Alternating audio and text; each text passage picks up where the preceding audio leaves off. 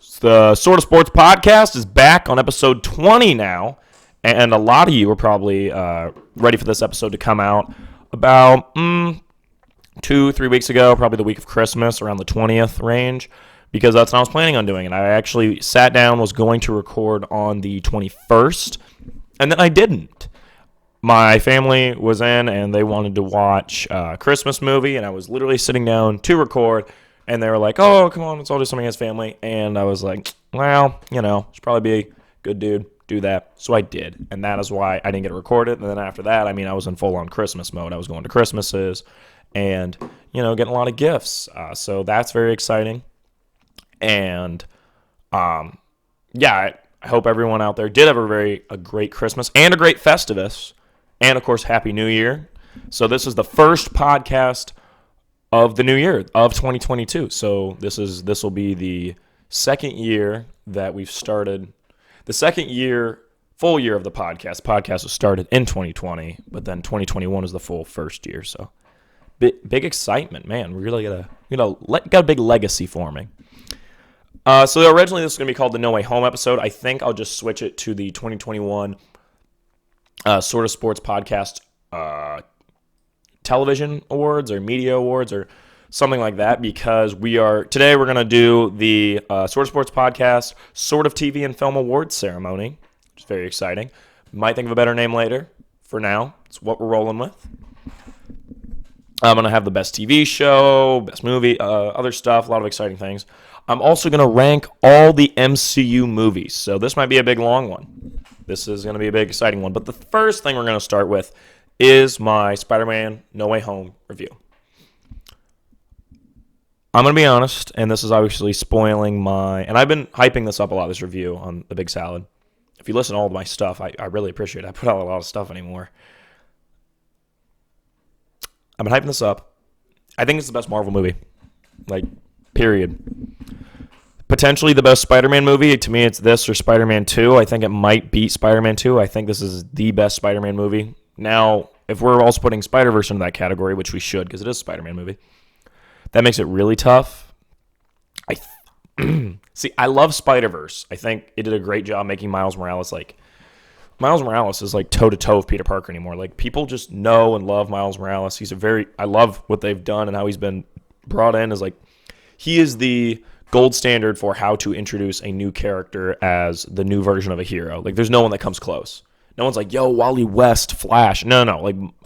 Barry Allen's Flash, Peter Parker, Spider-Man, Tony Stark is Iron Man. But Miles Morales is the first one where people are oh, yeah, Peter Parker, Spider-Man, but also so is Miles Morales. And that's impressive.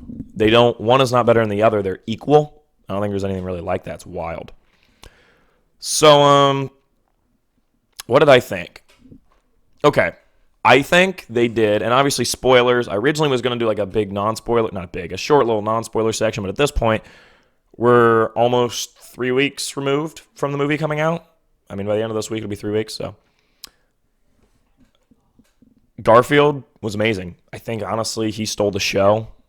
I think, to be honest, if Sony was smart, they'd say, okay, for our Venom, since they've established the fact that Venom is in a different universe, also genius how they dropped the symbiote in. We'll talk about that more later. I think, honestly, they should just put Andrew Garfield in Venom's universe, make that how it's always been, and then make The Amazing Spider-Man 3 or Venom 3, which has Garfield in it, and spin that off into a Garfield series.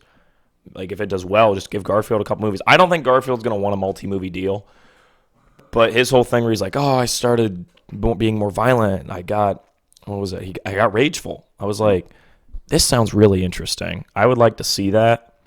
And almost a Spider-Man 2 identity crisis type thing, but instead of him struggling whether or not to be Spider-Man, it's struggling whether or not to be a hero, whether to be more violent. And I think that would be very interesting, especially with Venom, who is more violent, being there. I think that'd be incredibly interesting. He goes to violent lengths to maybe beat Venom and then realizes he's wrong, or maybe him and Venom are fight together to beat something, and he goes violent, and then he's this isn't right. I don't know, but this movie, to me, just redeemed the entire Amazing Spider-Man series. I've never actually watched the whole thing of those. I've just watched bits and pieces. I always thought, Garfield's a great actor, not a good Spider-Man. I think he's the best actor they've ever had as Spider-Man. Andrew Garfield, to me, is potential top 5 best actors working in Hollywood. I mean, like, I've already said I think DiCaprio's the best and Bale's up there too, but like, crap, Garfield's so good. Like, I've never had him do a bad performance. And I mean, this movie, he kills it. He steals the show for me. Like, Toby was great. He was doing his normal Toby stuff, but Garfield was the one where I'm like, holy crap, I need to see more of you. When he has a good writing team behind him, he's magic. He's awesome. And I know some people are like, oh, he's my favorite Spider-Man because, you know, Garfield could do it if he had the better writing team. I'm like, you know what? I completely respect that now. Whoever you say your favorite Spider-Man is, I completely respect you. I mean, there really isn't a bad answer at this point, especially because a lot of the flaws with the Tom Holland movies that people had, I never really had a lot of flaws with them. I loved the Tom Holland ones. A lot of the flaws that people had with Tom Holland's were basically fixed by this movie. This movie made him the Spider-Man you always wanted him to be, with no one knowing his identity now, that new suit, which looks so freaking good. They set it up perfectly. I mean, that's one of the worst Spider-Man comics, is this one where everybody forgets he's Spider-Man except... No, I think everybody forgets he's Spider-Man, period. It's like Aunt May dies, and it's like, oh, they did this like 2008. It's called like Brand New Day, and it was horrible. No one liked it. Where it erases his marriage with MJ, and everyone in the world no longer knows he's Spider-Man. Yet Aunt May gets to be alive again, and they did that, and people hated it because they're like, well, that just made it feel like, you know, he picked Aunt May over MJ, and that was weird, and it was just weird that no one liked that. But the way they did in this, I thought was genius. Honestly, I think this sets up a great new trilogy of Holland, which I really hope starts with Kraven's Last Hunt, and then maybe Sinister Six is the trilogy end of that. We definitely need a more smaller scale movie after this. They already said, they're like, you can't go bigger, you can just go more interesting. And I'm like, yeah, like you need to do more character piece next, and then you can eventually build to a Sinister Six as the next trilogy ending.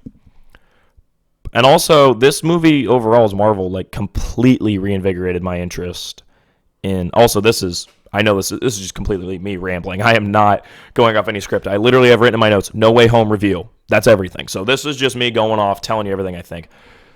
This movie, to me, put me back into the interest of the MCU. You'll see on my rankings, I was not a huge fan of Black Widow. Thought it was pretty mid. Then I thought Shang-Chi started super interestingly, and I was like, oh, I'm really into this. And then it fell apart and got generic at the end. Last third with like the dragon and all that, not digging it. Eternals is just bad. One of the worst Marvel movies.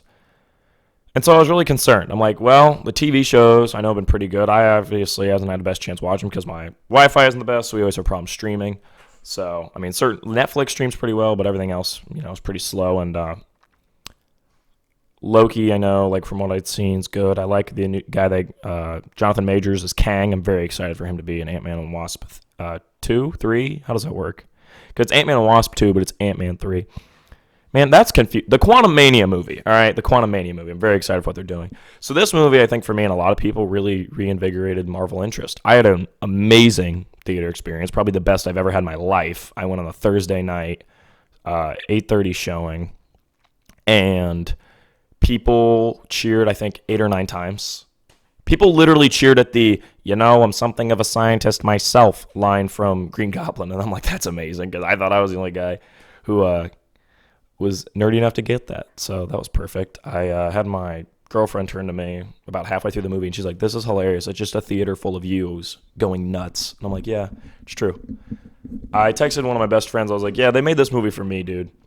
And he laughed, and he's like, yes, yes, yes. They sat down and was like, we need to make a movie for Ryan Klinger. And I'm like, yeah. But honestly, it was like, this is like the perfect...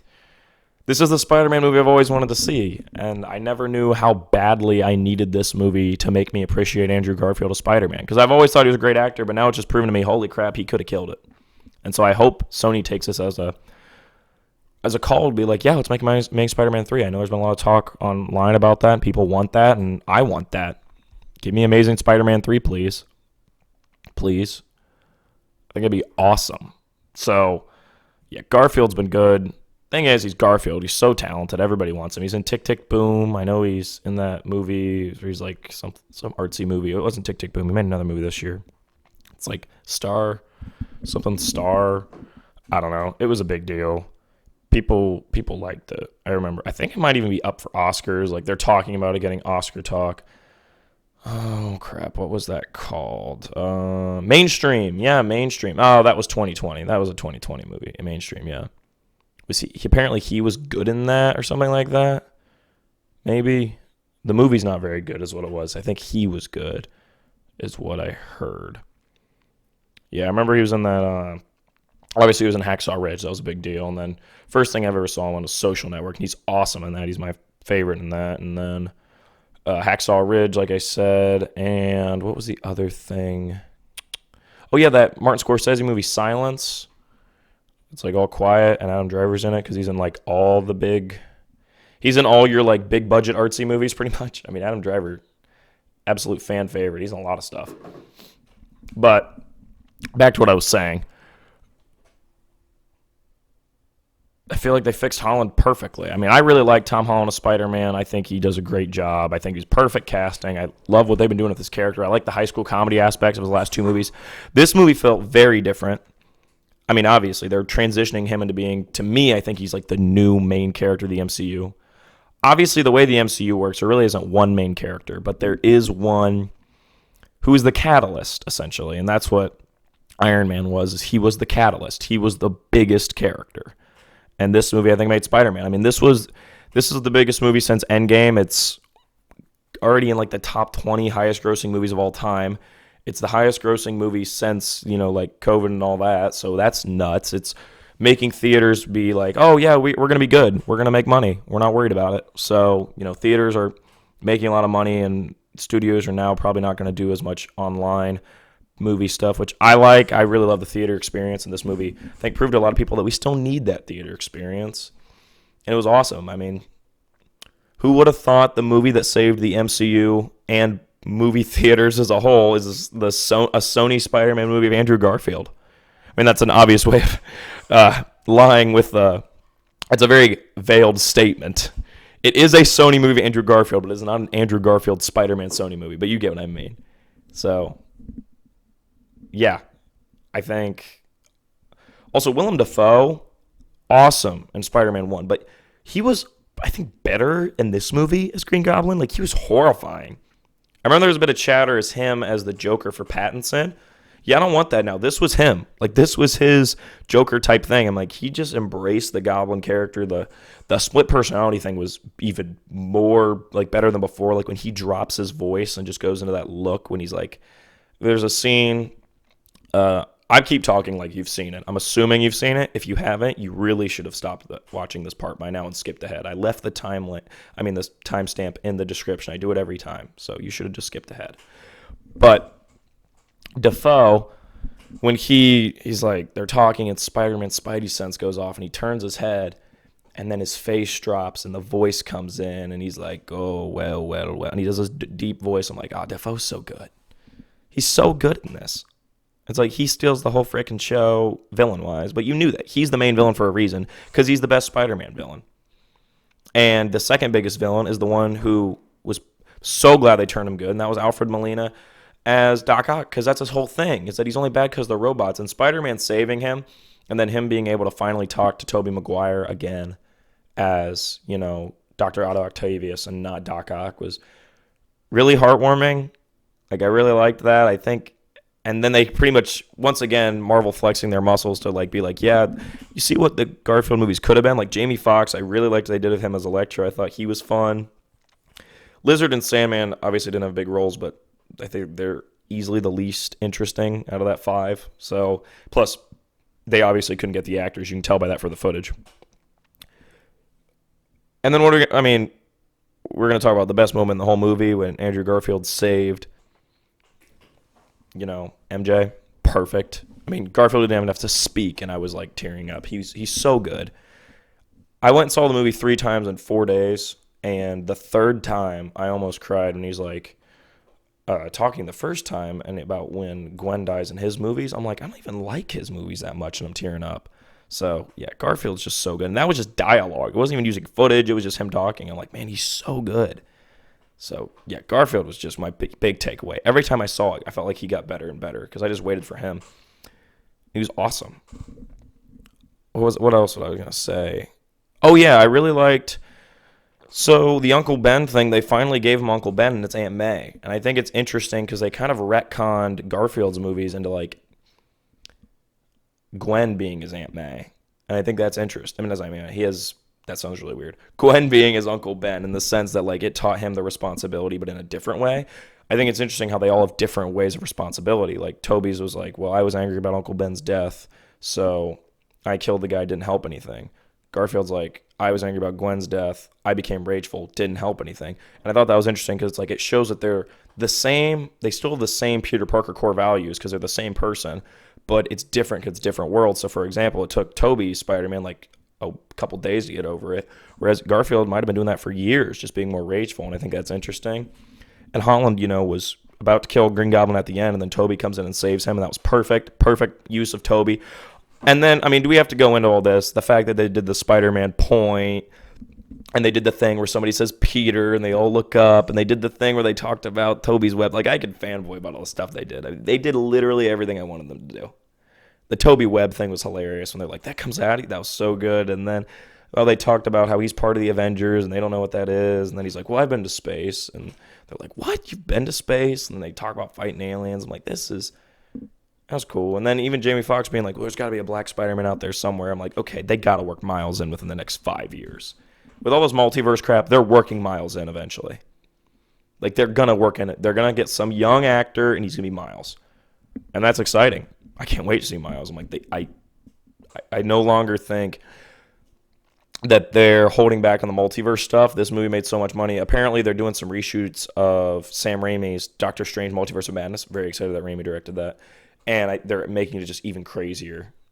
And I'm really excited for that. If we want to talk about Multiverse of Madness, that movie just stepped up its level of hype to insane for me.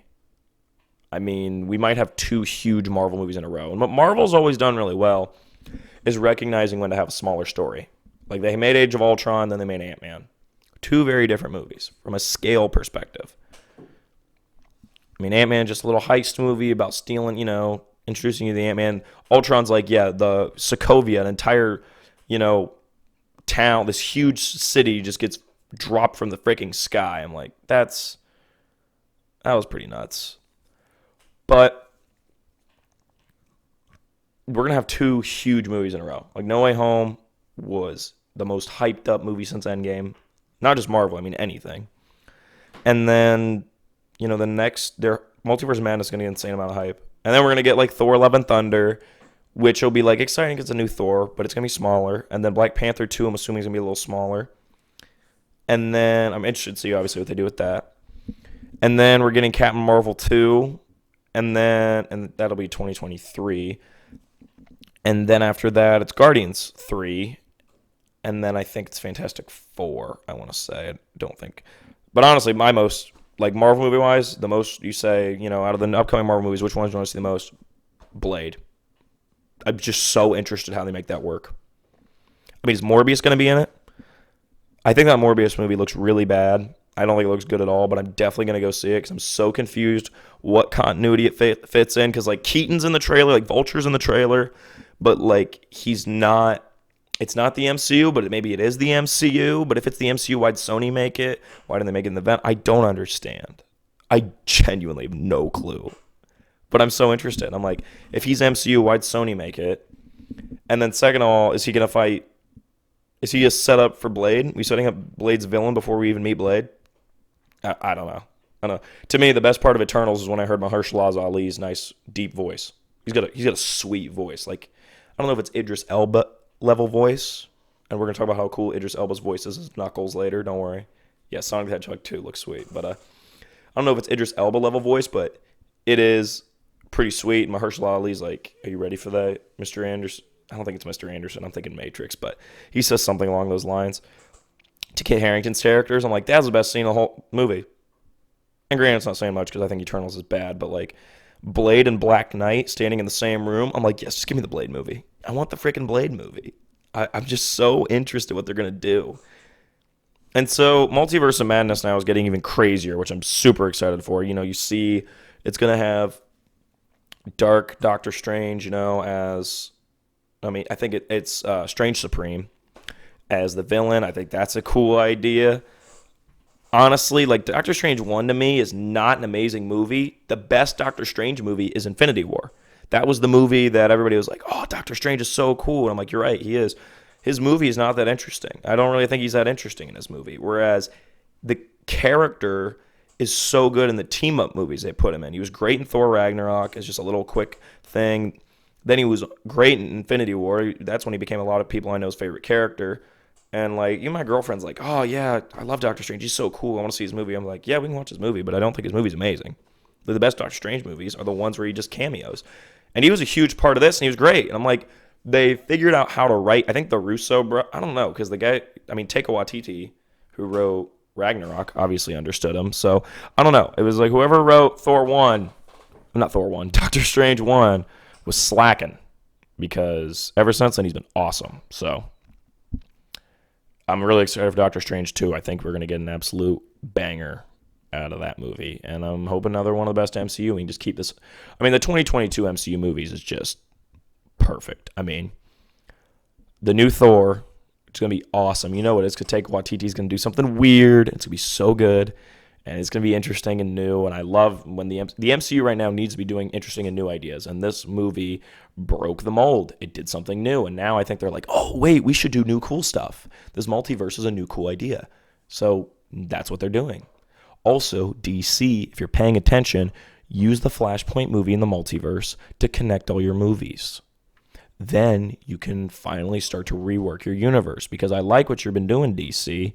I liked Aquaman. I love Shazam. I loved the Suicide Squad.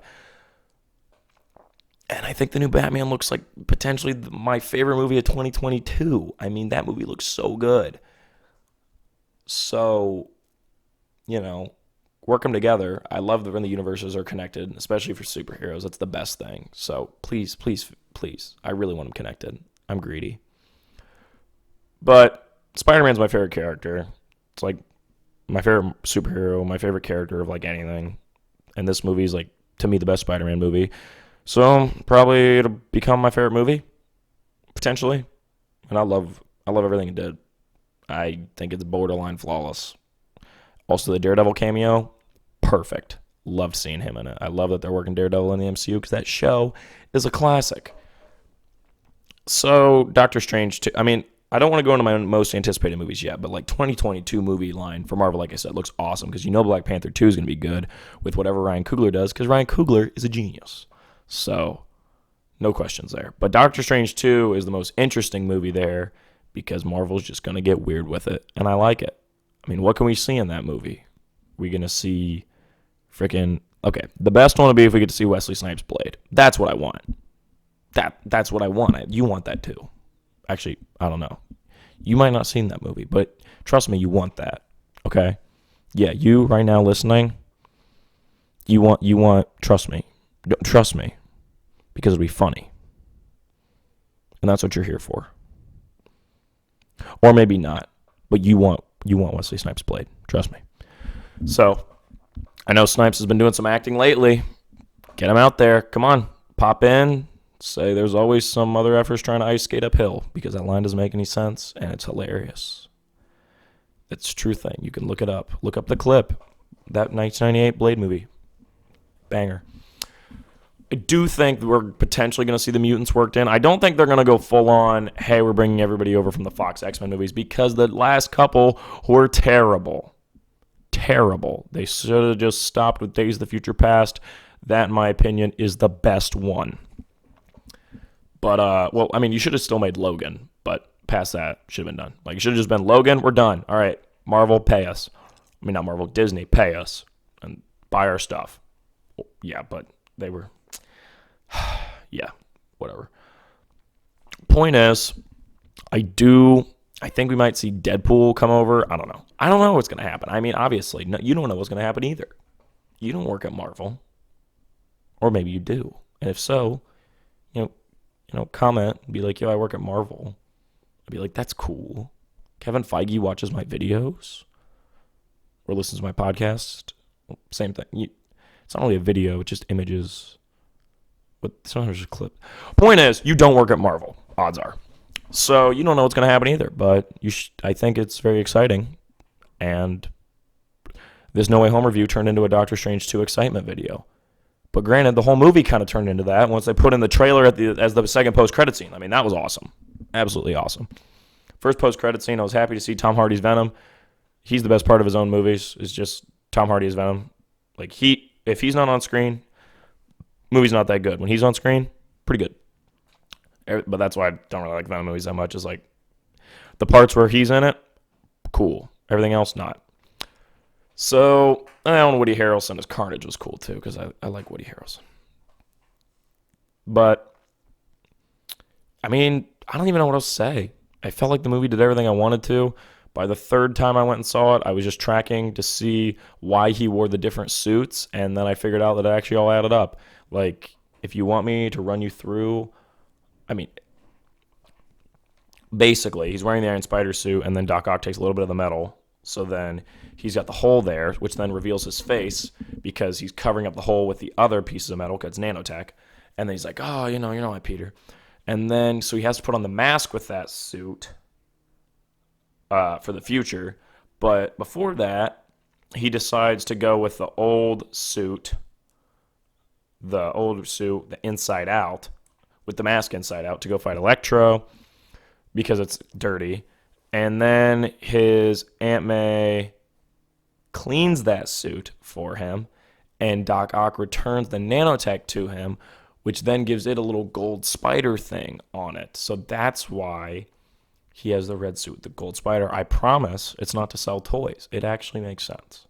To be honest, it's probably to sell toys, but yet they wanted it to make sense. Just so guys like me, who went and saw the movie too much, could nitpick it. So, good work, Marvel. I was clapping. I don't know if you could hear. But good work, Marvel. Good work, boys. I liked it. So, yeah, I think it's interesting how they set everything up. He's got his own responsibility thing. I saw this article. It was really cool. I can't remember where it was from now. I wish I could remember. But it was basically like, instead of doing the wrong thing and having the person he loved die, he did the right thing, and yet she still died. And what's interesting about it is that she was proud, even though she died. She was like, you're doing the right thing. That's what matters. So instead of it being like, it's my curse, I must fight because I messed up, it's like, no, she died because she believed in this, so I can't let her last wish be forgotten, if that makes sense. Like, he's doing it in honor of Aunt May instead of disappointment in himself. And I really like that. I think it's interesting, and that's new. So I can't wait for the next Spider-Man. I know they might have a little bit of a gap there because Holland wants to take a little bit of a break. But overall, guys, absolute classic. I loved everything they did. I mean, 10 out of 10 for me. Easy 10 out of 10. Right, moving over to the ranking of the MCU movies. Yes. All right, here we go. We're going to go in release date order. Yeah. So here's the tiers. We got, at the bottom, we have Don't Watch. Right above that, we have Not Good. Then we have Mid, Banger, and Hood Classic as the top. I mean, if you're a banger, that's great. I'll probably watch you a good amount. Hood Classic, you're just one of the best Marvel movies, and potentially one of my favorite movies, period. Mid, you're pretty mid. I'll probably watch sometimes. Not Good, I'll barely watch you. And Don't Watch, I feel like it's literally in the name. So if you don't understand that, yikes. All right, first off, Iron Man. I'm going to put this in Banger, but it could move up to Hood Classic. I actually did this with friends about a couple weeks ago, right after I saw No Way Home, just so I had an idea before I came on the podcast what I was feeling like, just so I had a concept, so I wasn't just moving things around the whole time. And then we'll put these in order, done, so we have a 1 through 23 ranking. All right, after that came out, it was Incredible Hulk. I'm going to put this in Don't Watch. A, because it doesn't matter. B, because it's not that good. So, if you're the quirky girl who's like, oh, I like the Incredible Hulk, good for you. No. Next up was Thor. It's not good. Yeah, it's not very good. I mean, it's not, I wouldn't say mid, because I feel like the most mid Marvel movie of all time is Shang-Chi. Like, it is the perfect mid movie. Because it starts hot and it ends cold, so it balances in mid. Like, it starts in banger territory and ends in Don't Watch. I mean, not good territory, probably. It doesn't end in Don't Watch. It's in not good, so. But I'm getting way ahead. Shang-Chi's one of the last ones are ranked. I'm just saying that is the bar for me for mid. So, not good, Thor. Next up is Captain America 1. That's a not good territory. I think it is above Thor 1. Yeah. Yeah, maybe. Here's the thing. All this is very subject to change. I mean, some of these movies I haven't watched in years. I usually watch a ton of Marvel movies. Like, they're some of the movies I rewatch the most because they're my favorite movie series. But I don't really watch Captain America 1 that much. Really, any of the Phase 1 movies I barely watch. The only one I really watch a lot is Iron Man 1. Past that, I don't even really watch the first Avengers that much. If I want to watch an Avengers, I think the best Avengers is Infinity War. Just from a watch perspective, I think Endgame's an absolutely masterful written film. Like, borderline perfect movie. It's not my favorite to watch because Infinity War is a lot more fun to just show somebody and be like, hey, watch this. I think it's a lot more easy. Whereas Endgame, it is a feeling of finality. It is an experience more than it is a movie. And it's amazing what they did. But because of that, I'm not going to be like, ooh, let's rewatch Endgame. But like Infinity War is just fun to watch. And the ending hits you every time. And they wrote that movie so well, like balancing all the characters. Like, that movie's so cool. So I'm getting ahead of myself, though. So I don't really, if let's say in like a week I rewatch Captain America First Avenger, maybe it wouldn't go below Thor. Maybe it would even go up to mid. But for what's being, I think it's not good. I don't think it's amazing. But, I like the characters. I just don't think it's the best. I don't know if it's not good. I might want to change that category name. Because I feel like not good. It's not bad. That's what it's saying is not good. But not good is such a negative. We'll just put it as meh. Well, that's kind of the same as mid. Is there really any better way to say this? Let me put it as watchable. Like, you can watch it. It's fine. It's fine. It's not mid. It's just watchable. Mid would be like, a mid Marvel movie is a pretty good movie. Banger, like, I guess, I'm going to outline. Don't watch this movie. Watchable, you can watch it. It's all right. Mid for Marvel is like, yeah, it's pretty good. Banger, you're going to watch this once a bunch. And then Hood Classic is like the cream of the crop. So, Guardians of the Galaxy Volume 2. Oh, sorry. Why did I say that? Heck no. That's not the release order. What am I doing? Goodness. It was just the next one in the list. Yeah, sorry about that. All right. Avengers 1. This one is a banger. Easily. I'm going to put it below Iron Man. I have not watched First Avengers in probably a year or two. And a lot of people still think this is one of the best Marvel movies.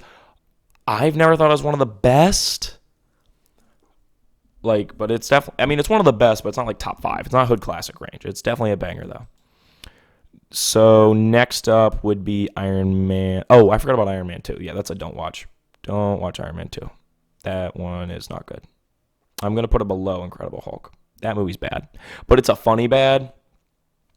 So in the don't watch category, it's actually probably the most watchable because it's bad in the sense that, like, there's so much they're trying to do that none of it ends up. You care about no plot line. It's wild.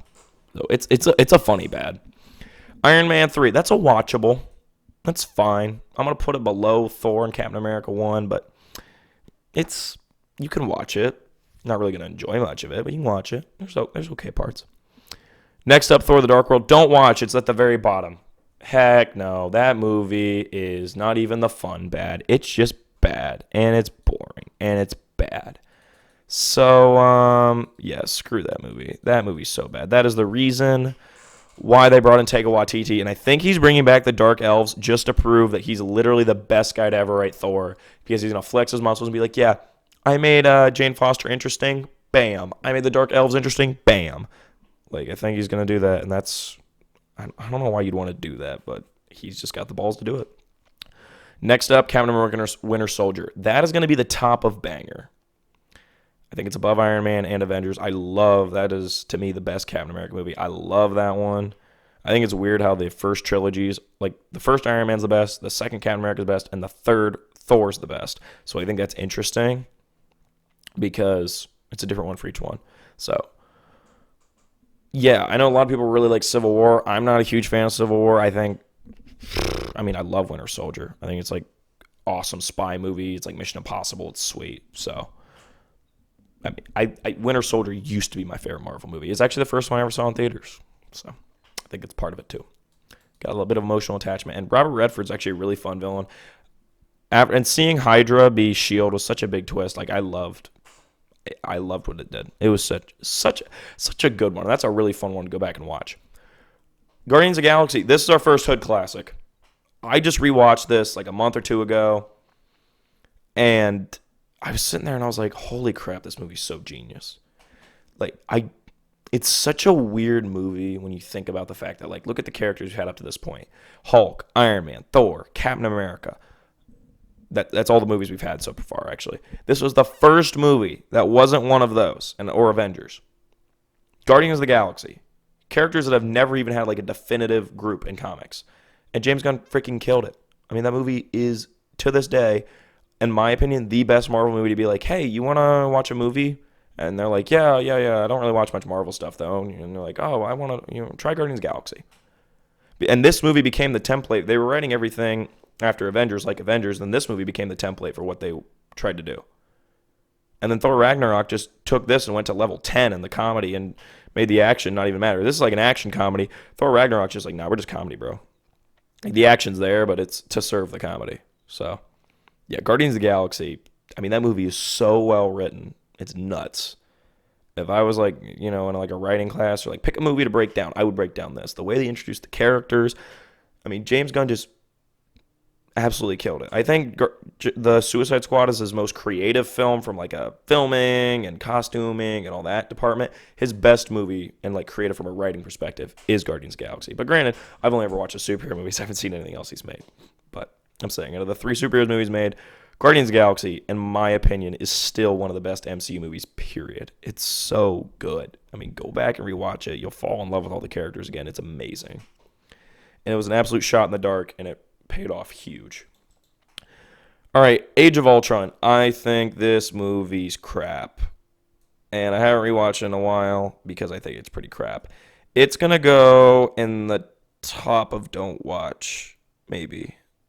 Granted, all these are subject to change. If I rewatch them, maybe I'd be like, man, Iron Man 1 doesn't hold up as well as I thought. Or I'd rewatch it and be like, man, Avengers deserve to be a Hood classic. So this is obviously off of January 2022. So maybe we'll do this again after the next, maybe in like a year or two, we'll do it again.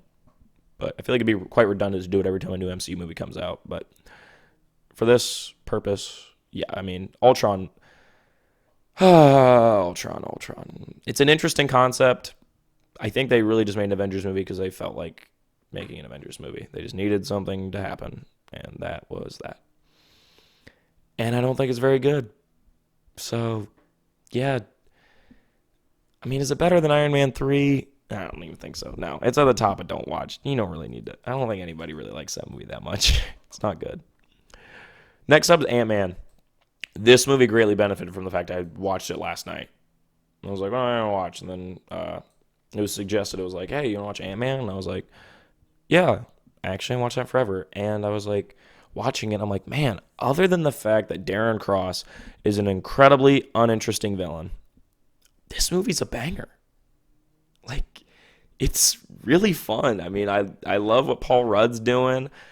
His entire crew, especially Michael Pena as Luis, is awesome. And like T.I. and David DeCastleton, I think it's how you say DeCastleton.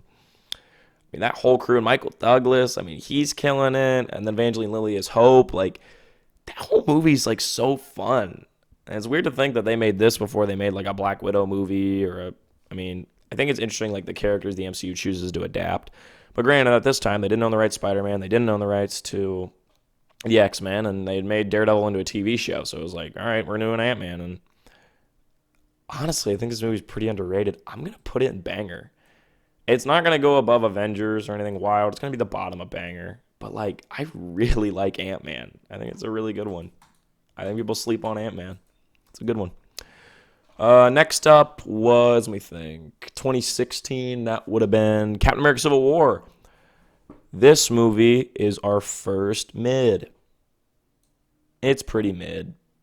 I mean, it's pretty fun. You'll enjoy it. The best parts of it were introducing Spider-Man and Ant-Man growing big and introducing Black Panther. And all of their movies are better than this. I've never been a big fan of Bucky. Granted, I never watched all of Captain America Winter Soldier. How am I a huge Marvel fan? I know. I'm the worst. But At this point, when I watch this movie, every time I think it's just more and more average. I'd rather watch Winter Soldier. It's the more interesting version of this. So honestly, this one goes in mid. Next up was Doctor Strange. Is it mid or is it watchable? Think we're gonna go with watchable. I think it's watchable. It is worse than Captain America 1. I think it's better than Thor 1. Yeah, that's where I'm gonna put it. All right. So Captain America 1 is now watchable. It's always been watchable. Doctor Strange is in between that and Thor. Yeah, Doctor Strange, interesting character. His movie, not that interesting. Really not that interesting. Guardians of the Galaxy Volume 2. This one is tough because sometimes I watch it and I'm like, man, it's a good sequel. Not as good as the first one because the first one's an absolute hood classic. But this is a good one. Other times I watch this and I'm like, you split up the best group. This is like the best ensemble in any MCU movie and you split them up. Why? Why? I understand why. It's Empire Strikes Back. You're making a trilogy. Got to split them up. But just for the same, the characters can grow. But I don't really think it works as well. I think Ego is not as fun of a villain to have in this movie. Ronan was fun because they made fun of him. Whereas Ego, this is tough. I think it's got a... The thing about this movie is it has very high highs, like Yondu and all that, but its lows are low, like the Ego thing and all that. So I'm going to put it mid. Is it above Civil War? I think so. That is subject to change. So it's mid. It feels really weird having Captain America not mid, but I think it's true. I don't really think that movie's amazing. All right, next up was Spider-Man Homecoming. Banger. Absolute banger. And that is going to go above Ant-Man and above Avengers and above Iron Man and above Captain America. That movie's so good. Now, I am very biased towards Spider-Man. I must warn you. So that is what just happened there. It's my Spider-Man bias. I'll own up to it. But I mean, that movie to me is a banger. I love that movie. So, all right. Obviously, my opinion is, as I always say, my opinion is not the right opinion. It's just my opinion. I mean, if you were coming for the correct opinion, I have bad news for you. There isn't one. As much as I'd like to believe it's mine, it's not. That is the true statement. So, yeah, this is just my opinion on the MCU movies. You borderline guaranteed have a different one. If you don't, nice. But if you do, completely understandable, and you probably should have a different opinion because everybody's entitled to their own. And if you had the exact same opinion of me as when I ranked 23 movies and you had the exact same opinion, that is some crazy odds. That is a huge number. So, wild. But, yeah. Let's move on to Thor Ragnarok. This is a hood classic. One of the best MCU movies, period. Is it better than Guardians of the Galaxy? No. But it's a banger. No, it's not even a banger. It's a classic. It's even above that. Woo! What came out after that? 2018 March. Oh, yeah. Infinity War. That is a hood classic. And I'm going to put it above Ragnarok, but not above Guardians of the Galaxy. I think Guardians of the Galaxy is, still at the moment, the best MCU movie at the point of May 2018. Next up was Ant-Man and Wasp. I think this one's kind of mid. I think Ant-Man 1's a little more fun because they do the heist thing and all that. This with Ghost and all that, I think this movie was more like they needed to make it more than they wanted to make it. I don't think they really had an amazing idea for the villain and all that, and they tried to do something interesting with her, but overall, I think it kind of falls a little flat. It kind of just feels very small scale after seeing Infinity War, which was the goal, but because of that, your movie kind of hurts a little bit. So I think it's bottom mid too. It's below Civil War for me. Not a bad one. I just think Ant-Man 3 is going to be really cool, and Ant-Man 1 I really like and is underrated, but this one's just kind of the second album syndrome. Next up is Endgame, and that has to be a hood classic. It has to be. I'm going to put it above Thor 3 maybe? Should I? Not above Infinity War or Guardians for me. I think it might be the most perfect MCU movie, but it is not my favorite. So this is my list. This is not the best MCU movies. This is my ranking of what I like best. So objectively, Endgame might be the best. I completely understand that sentiment, but to me, it's not. So it's still behind Guardians and Infinity War. I do think it's better than Thor Ragnarok. Oh, and I forgot about one of the best MCU movies. I completely forgot that before Infinity War, Black Panther came out, and that one is a hood classic, and it goes right above Infinity War, right behind Infinity War, right behind Infinity War. So right now the hood classic is Guardians of the Galaxy, Infinity War, Black Panther, Endgame, and then Thor Ragnarok. What do I need to tell you? You've seen Black Panther. I know you have. I know I've been talking a lot to you in first person a lot in this video, but I think it's kind of a funny joke. So, I'll be honest. You've seen Black Panther. It's the highest grossing movie they ever made that wasn't a team up. Probably might get beat by Spider-Man. I don't know if you count that as a team up. I don't. I mean, a team up would be like Avengers, I'm saying. Other than Avengers. And Coogler made like one of the best Marvel movies. It was nominated for Best Picture. I mean, this movie's awesome. Awesome. This movie's perfect. So, and it sucks that, rest in peace, Chadwick Boseman. I mean, the second one we know is going to be amazing, and I'm really interested to see what they do. So, overall, though, it's one of the best Marvel movies. Watch it right now. Like, right now. Right now. Oh, wait. Finish this video, because I got a couple. I only have like 6 more movies, so just finish this. But then go watch it, because it holds up perfectly. It's so good. So good. All right, next up, we have Spider-Man Far From Home. A part of me thinks this is better than Homecoming, but then I really think about it, I'm like, nah, it's not. It's not. I think it's the weakest out of the Home trilogy. I'm going to put it in banger, but it's going to be behind Ant-Man, Avengers. It's going to be the bottom of banger.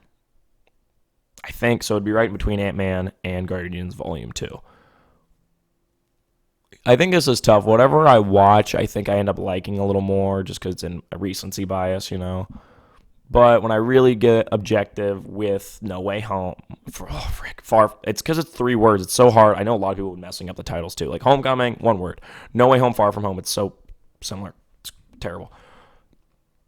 My thing with No Way Home, I did it again. Far From Home is I think it probably is the weakest. I love what they did with the characters, and I do think Mysterio's an incredibly cool villain. I just think the first one does a really good job introducing him and giving him, the friend group. And the second one does a lot to flesh out his relationship with MJ and to set up 3 really well. But I think the main part of the movie now feels like a lot more setup and cleanup from the first one. So, that's fine. I really like this movie. It's one of the MCU movies I've watched the most.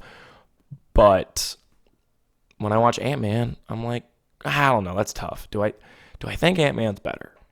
Because the villain in Ant-Man isn't as interesting as the villain in Far From Home. But we're going to keep Far From Home where it is. I think I'm overthinking it. All right. I also forgot Captain Marvel existed. I don't have a list that's like the release dates. I'm just doing it off memory. Captain Marvel is mid. It is better than Civil War, in my opinion, but not better than Guardians 2.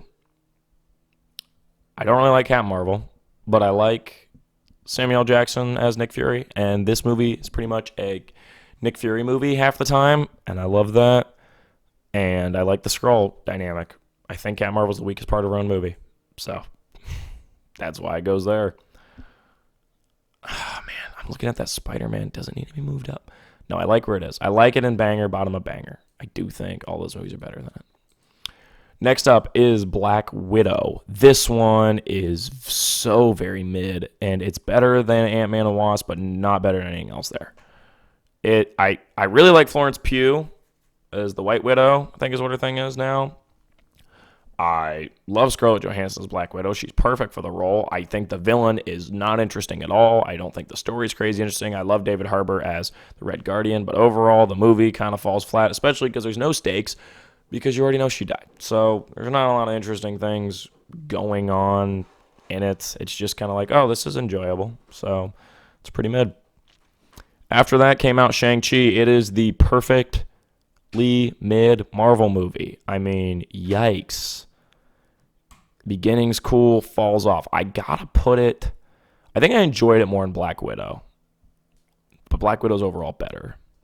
I'm gonna put it over Black Widow and behind Civil War. That's what I'll do. So it's right in the middle of mid. There's 5 movies. And technically there's 6 movies here. So the middle is Civil War and Shang-Chi. So I like that. I like Shang-Chi. I mean, I really like the character. I think he's one of those that'll benefit from a second movie a lot more. I think they just really shoehorned in the dragon plot, and I didn't like it. They just really shoehorned that in. So, didn't like that. Next up is Eternals. It is going to be don't watch, and it's the bottom for me. I like Thor as a main character. He's interesting. No one in the Eternals is interesting. Really, like, none of them are really that interesting. It's so bad. So, don't watch it. Then we come to No Way Home. And because I'm biased and I'm a Spider-Man fan, it's a hood classic.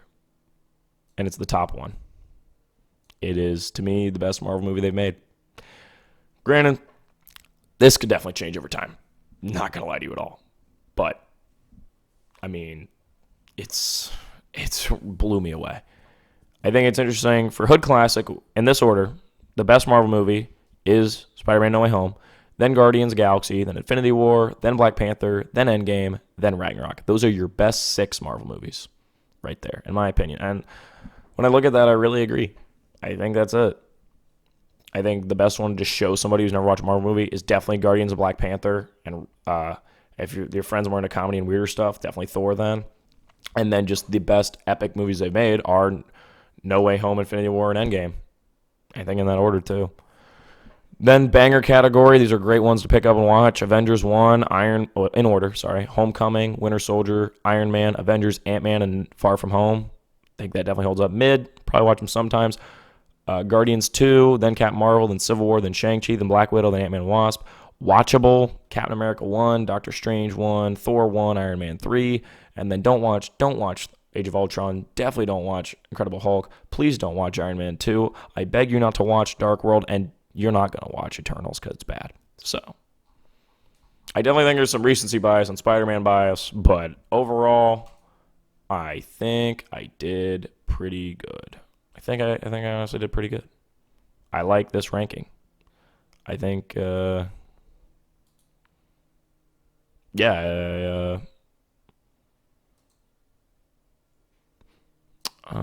looking at this, I just want to look at it one last time, make sure it looks good to me. Honestly, looks good to me. So, that's going to be the official ranking. I'll put the image up on the screen. And maybe it's probably been up here the whole time, I'm guessing, at this point. Maybe I won't put it up. Maybe I'll put it up right now so you know. There you go. Cool. Now let's move over to the next thing we had on tap, which is, oh boy, the 2021 Sort of Sports Podcast, Sort of TV and Film 2021 Awards Ceremony. That is such a big, long name. We're going to call it the Sort of Sports Podcast Media Awards. That's right, 2021. Or this is the 2021 Awards. What is the 2021 Awards? But it's not Sports Awards. We did that big salad. This is the Media Awards. So, best TV show. Now, granted, I do not watch every TV show that comes out in a year. That's nuts. I mean, I'm going to give a disclaimer. I did not watch every movie that came out this year. Just out of the stuff I watched. Now, granted, you, as the listener, do not know everything I watched. And, yeah. I mean, I don't know what else to say other than that. That's a true statement. You don't know everything I've watched. But granted, I don't know everything you've watched. So we're going to have different opinions, and that's what makes it interesting. You're not listening to my opinion because you agree. You're listening to it because you're curious. So there's a little bit of psychology for you. I don't even know if that's psychology. This is just me saying things. This entire podcast boils down to me tossing out what I think and then using numbers and data to back it up. Or sometimes, like just there, literally just giving my opinion for the last 20 minutes about Marvel movies. And you seem to enjoy it, and I appreciate that. So thank you. So the best TV show of 2021, any show that released a new episode or a new season. Yeah, they just released one new episode and they one show. But just if you release season 3, let's say Stranger Things season 4 came out last year, then Stranger Things would be eligible. The whole show. No, it doesn't make a lot of sense, but I can't really figure out a good way to do this. I watched a good amount of TV this year. Nothing crazy. I mean, if I could do anything, I'd just give it to Seinfeld, but I'm not going to do that. Or I'd give it to Fresh Prince of Bel-Air because they're my 2 favorite shows. But I'm not going to do that. I'm going to give out something that actually like drops something in 2021. I didn't actually watch Squid Game. I know I was supposed to. And by supposed to, I mean like everybody on the internet was like, you got to watch it. And I was like, I don't know. By the time I got around to watching it, no one cared anymore. And I was like, well, then I don't really care either. Because the only reason I was watching it is people told me to. So, usually I don't do things just because people tell me to. I try not to do that. Try to do what I want. And well, I don't know if that's true. Now we're getting into my psychology. We don't want to do that. We're moving on. My best TV show of 2021, really Outer Banks was the one I thought about a lot, but overall it was Cobra Kai. Cobra Kai is probably my favorite Netflix show, period. That show's awesome. Haven't finished Daredevil, so maybe that'll be it eventually, but yeah, Cobra Kai is like perfect to me. Season 4 just came out. I really need to watch that. I know it came out 3 days ago. Well, 4 days ago now. It came out on New Year's Eve, and this is being recorded on the 3rd. But, I mean, this show is not, I don't think it's not as out there and, like, trying to do as much as Stranger Things. It's very simple, but I love the way they write the characters. I think it's a lot more genius than people give it credit for. Like, there's a really interesting way they write the new characters and the old characters and have them interact and create conflict. I think it's very popular yet underrated. Like, people underrate it as just like, oh, it's just nostalgia bait. Like, no, it's not. Like, this show's doing interesting stuff. I love it. I mean, I love everything they're doing there. I think Cobra Kai is the best show of 2021. People that are old fans of Karate Kid, people who've never watched Karate Kid, everyone will enjoy the show. It's awesome.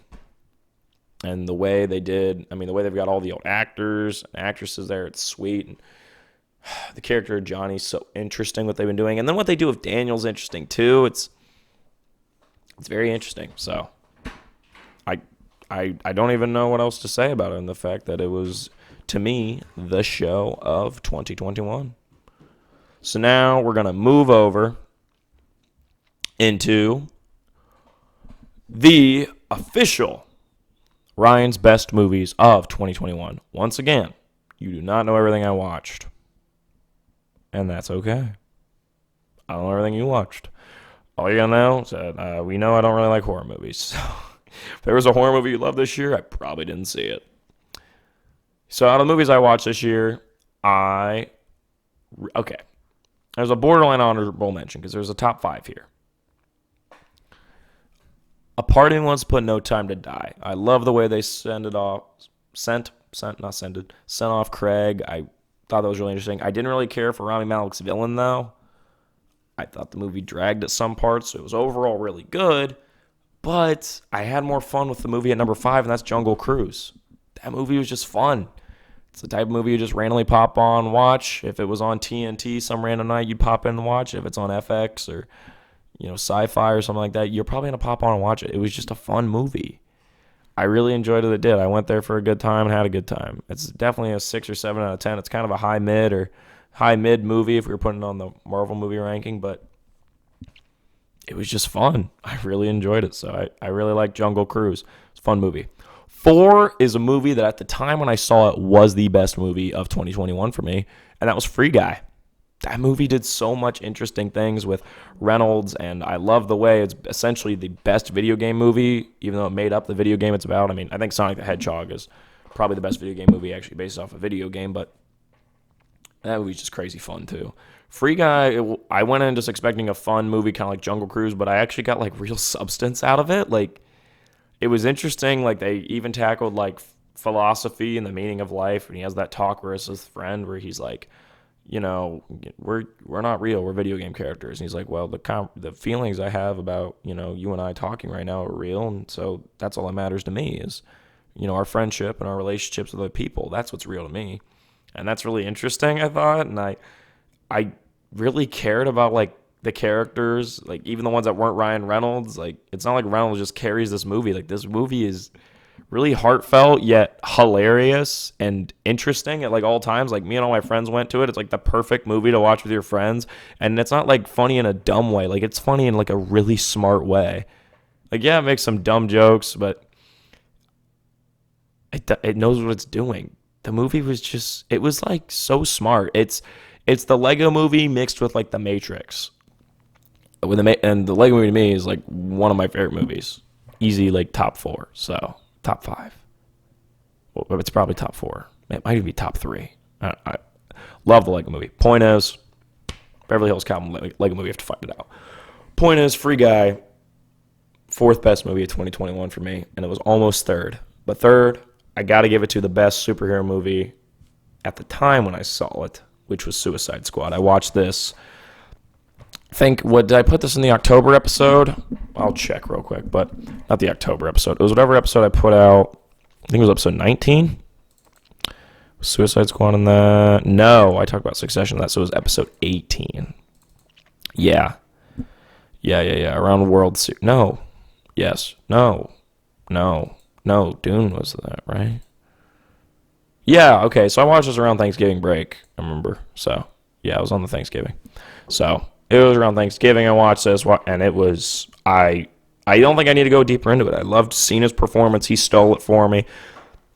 Elbow was great, like he is in every movie. The characters were so interesting. James Gunn's just flexing the fact that he's so good at writing characters. The music's awesome, but you knew it would be because James Gunn.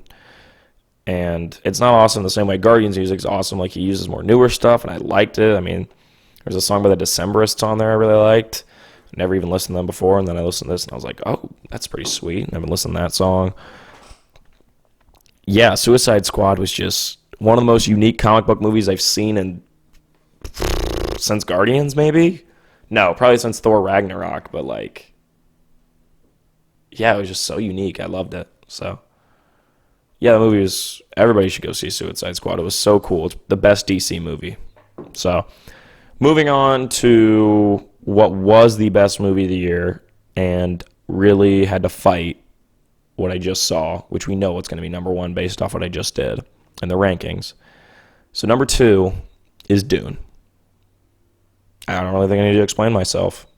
This movie sets up what is the next big, like, sci-fi thing, the next big, like, smart yet, overall appealing to the, like, mainstream audience thing. Like, to me, I hate it when people keep being like, oh, it's the next Game of Thrones. This is the next Game of Thrones. This is the next Game of Thrones. I'm like, there can just be multiple big things. But not everything's Game of Thrones. Like, everything's its own thing to some point. But I'm saying, I do that too, though. I'll be like, oh, it's the next this.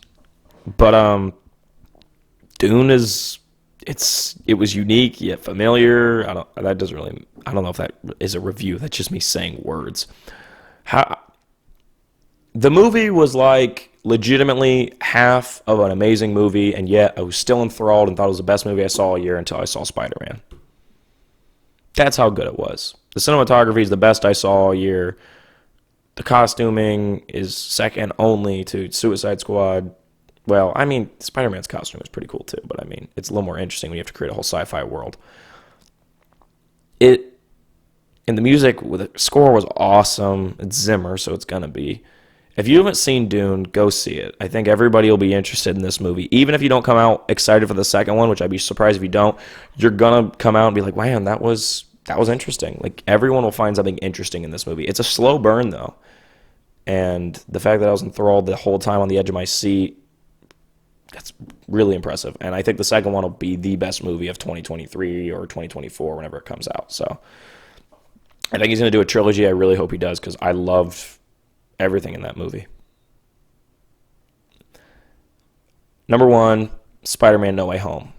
Do I need to explain myself? This one and Dune are the only 2 10 out of 10s on this list. Everything else, Suicide Squad, 9 out of 10. Free Guy, 9 out of 10. Cruise, probably a 7.5 out of 10. So, Spider-Man No Way Home's my favorite. I don't know if it's my favorite movie yet. I got to have some time on that. I mean, Beverly Hills Cop puts up a good fight every time. I mean, literally, Axel Foley doesn't take no crap. But it was everything I wanted it to be. And more, actually. It blew me away, and I had insanely high expectations. We talked about it on the podcast. I was so excited, I was actually nervous to see it. Yeah, we talked about it. You called me, and we discussed it, but yet I talked to no one. Yeah, you get the joke. Yeah. But it blew me away. I had insanely high expectations for it. And, I mean, Dune, I had good expectations for, and it blew me out of the water. This movie, I had insane expectations for, and it still blew me away. Everything was better than I expected. And it sets up, it made the MCU the most interesting it's been since Endgame. Which I know is like, wow, it's only like 2.5 years. Well, you know, there was a bit of a dark age there, those last 3 movies. And I was really worried. And this movie, excuse me, really just made me fall back in love with the MCU, and I think it delivered its best Spider-Man movie. So it's got to be the best movie of the year because it just did everything I've wanted a movie to do. So, perfect. Now we look ahead to end out the podcast. We're going to look ahead to my most anticipated movies of 2022. These aren't really in any particular order.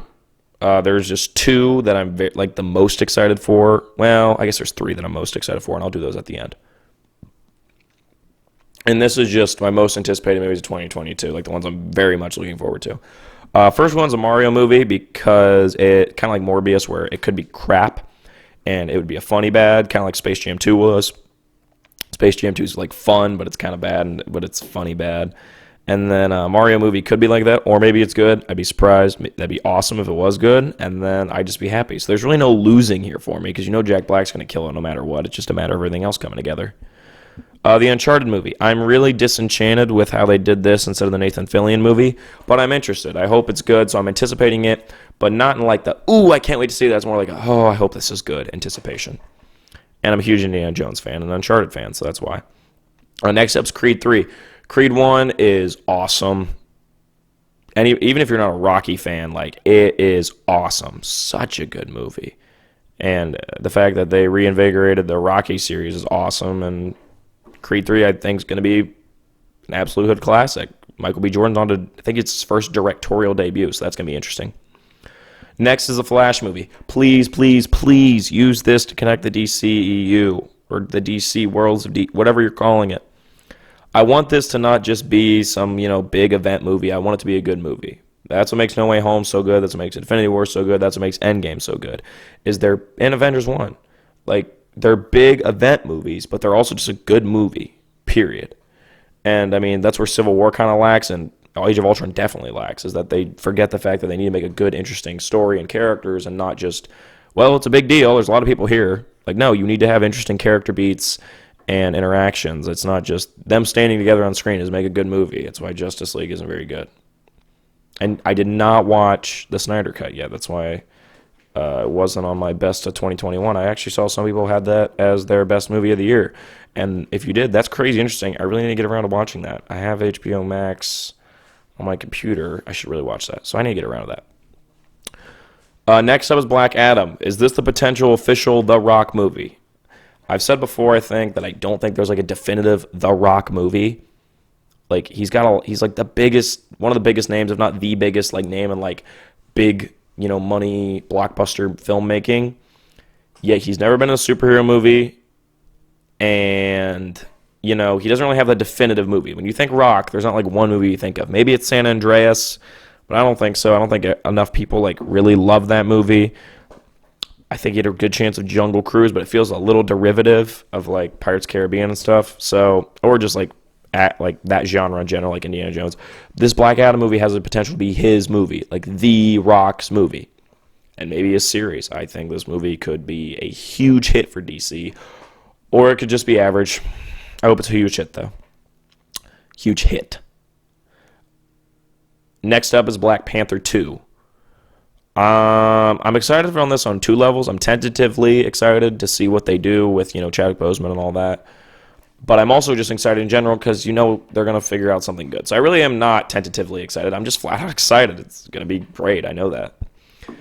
Next up is Indiana Jones 5. I'm a huge Indiana Jones fan. I just hope it's good. They've got James Mangold on board. He directed Ford vs. Ferrari. He directed Logan, two absolute hood classic movies. Ford vs. Ferrari, such a good movie. Love that movie. That movie's awesome. And hopefully he can bring us an amazing Indiana Jones movie. It's all I want is just to wrap up the story. And I've already mapped out in my head what I want to happen. I know it's really bad to do going into a movie. I actually didn't watch any No Way Home reviews because I just wanted to go in there blind. But I really want them to introduce a character that's like a Chris Hemsworth or Chris Evans or somebody like that. And he's like, Indy, you're down on your luck. And then like halfway through the story, or maybe like a third through the story, they get like trapped together and escape together. And then the second third is like them working together. And then the third, Indy like passes the mantle down to that guy. I think that'd be really interesting. But overall, I'm going to go see Indiana Jones 5 no matter how good or bad it is, and I'm very excited for it. Next up is Thor 4. I mean, I love Thor 3. I just put it in the Hood Classic range. I think it's one of the best Marvel movies. So it's pretty on brand for me to say that I'm crazy excited for this one. Taika Waititi's going to bring us in a good one. It's going to be even weirder than the last one, I think, which is going to be sweet. They're going to bring in Beta Ray Bill. Maybe. You never know what you're going to see with him. Christian Bale's the villain? What? He signed on for this? I can't wait. It's going to be absolutely amazing. Absolutely amazing. Has potential to be my best movie of the year. These next three are the most anticipated. One of them was actually, like I've written in my notes, just two movies being my most hyped. And then I added this just because I was talking about it. I'm like, crap, I'm really excited for Doctor Strange 2. I mean, we're going to have two back-to-back huge MCU movies, I think, and Doctor Strange 2 looks potentially amazing. So I had to put that there. We talked about a lot of it earlier, though, so I don't really need to go into detail. Then Spider-Verse 2. Well, it's not really Spider-Verse 2. So it is Spider-Verse 2 in the sense of it is a new Spider-Verse movie. It is a sequel to the first Spider-Verse, but they're calling it Spider-Verse Across the Spider-Man, Across the Spider-Verse Part 1, because it's going to be a two-part movie. I think that's really cool.